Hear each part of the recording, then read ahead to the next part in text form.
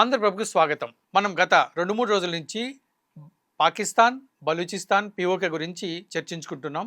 అయితే ఇప్పుడు ఈరోజు ఒక కొత్త వార్త ఒకటి వినిపిస్తుంది. ఇది కొంచెం భారతదేశానికి కొంత ప్రమాదకారిగా అయ్యే అవకాశం ఉంది. ఏమిటంటే సౌదీ అరేబియా, టర్కీ మరియు పాకిస్తాన్ ఈ ముగ్గురు కలిసి ఒక రక్షణ ఒప్పందాన్ని కుదుర్చుకోబోతున్నారు. సో దీనికి సంబంధించి మనం ఇప్పుడు చర్చిద్దాం. మనతో పాటు జూమ్ లైన్లో అందుబాటులో ఉన్నారు రిటైర్డ్ కర్నల్ శ్రీ వివి రావు గారు. సార్ నమస్కారం అండి. నమస్తే, చెప్పండి.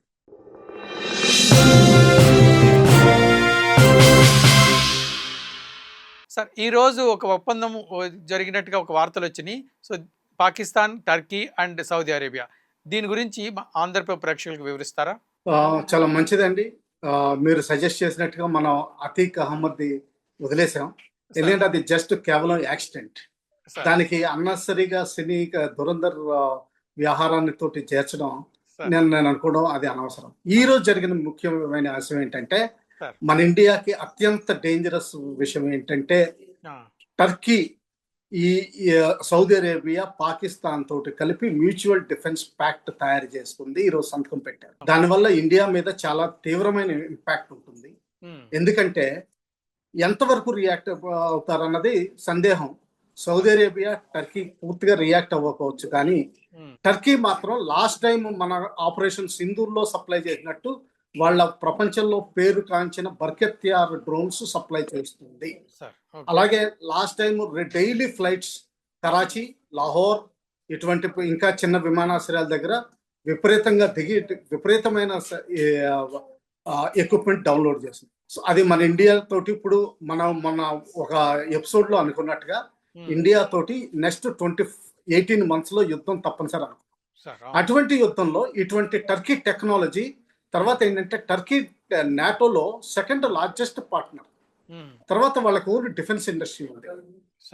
ఆ డిఫెన్స్ ఇండస్ట్రీ ఉండడం వల్ల అది మన ఇండియాకి ఆపోజిట్ గా పాకిస్తాన్కి హెల్ప్ గా అది ప్రయోగిస్తుంది.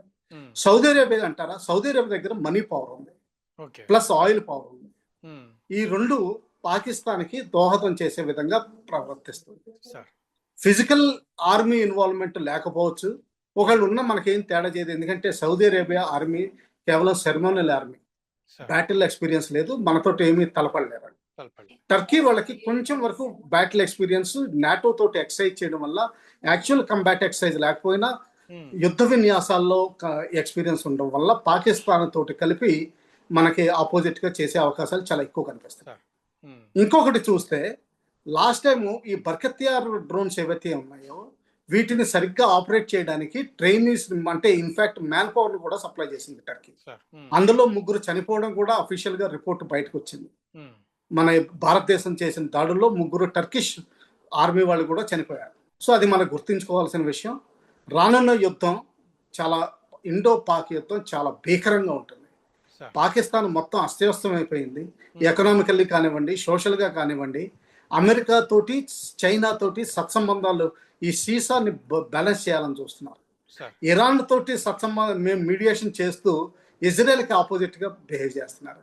అటు హమాస్ తోటి సత్సంబంధాలు చూపిస్తూ ఇజ్రాయెల్లో ఆర్మీని దింపి, బ్రిగేడ్ సైజ్ ఆర్మీని దింపి అమెరికా తరఫుని హమాస్ని అణిచివేయగలదు. అంటే టోటలీ కన్ఫ్యూజ్ స్టేట్ అండి. అంతకంటే కన్ఫ్యూజన్ స్టేట్ లేదు. సో మన చాణక్య నీతి చూస్తే ఏంటంటే, ఎవరు పాకిస్తాన్ని డిస్ట్రాయ్ చేయాల్సిన అవసరం లేదు. వాళ్ళు ఆల్రెడీ సెల్ఫ్ డిస్ట్రక్టివ్ డివైస్, వాళ్ళ మైండ్, వాళ్ళ బాడీ, వాళ్ళ బిహేవియర్లో అన్నిట్లోనూ నిమగ్నం అయిపోయింది. సో వాళ్ళు సెల్ఫ్ డిస్ట్రక్షన్ అయిపోతారు. ఇది నా అభిప్రాయం.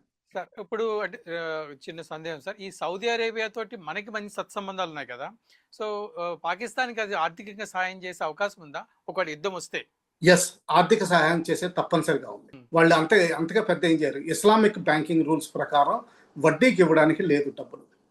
సో అందుకు కానీ బ్యాంక్స్ లో కంపెనీస్ మీద ఇన్వెస్ట్మెంట్ చేయడానికి బ్యాంక్స్ లో పెట్టచ్చు. సో ఆ విధంగానే సౌదీ అరేబియా, ఖతార్ ఇటువంటి దేశాలు ఇప్పటి వరకు చేసుకుంటూ వచ్చినాయి.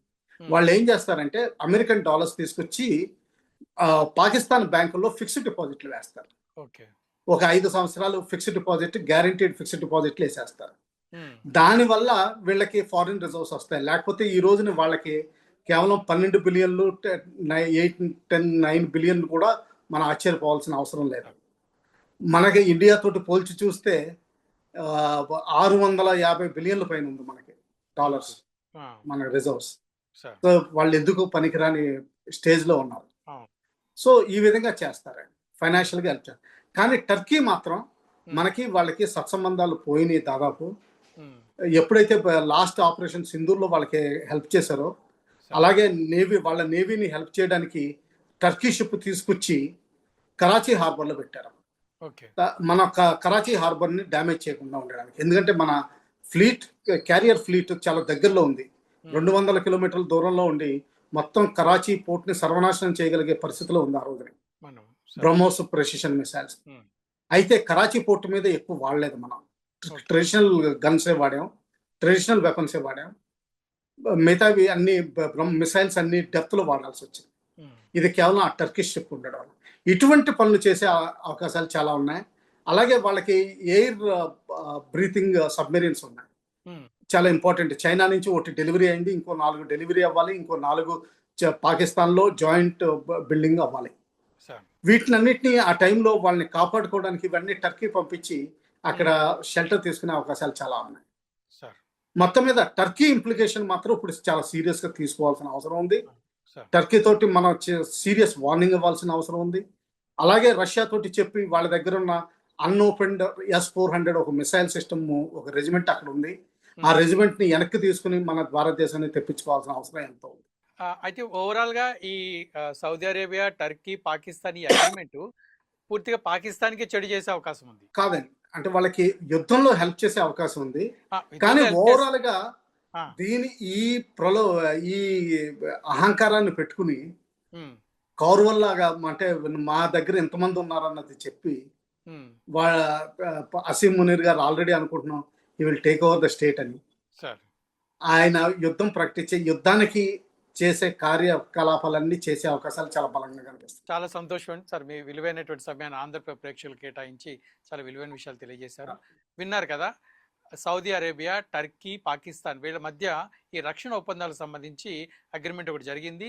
ఇది ప్రస్తుతానికి ఇండియాకి కొంచెం కష్టమైన అనిపించినా సరే, కానీ రాను రాను ఇది కేవలం పాకిస్తాన్ అహంకారానికి పోయి చేసుకుంటున్నటువంటి ఇటువంటి అగ్రిమెంట్ వాళ్ళకే చెడు కలిగిస్తుందని చెప్పి శ్రీ కర్నల్ గారు వివరిస్తున్నారు.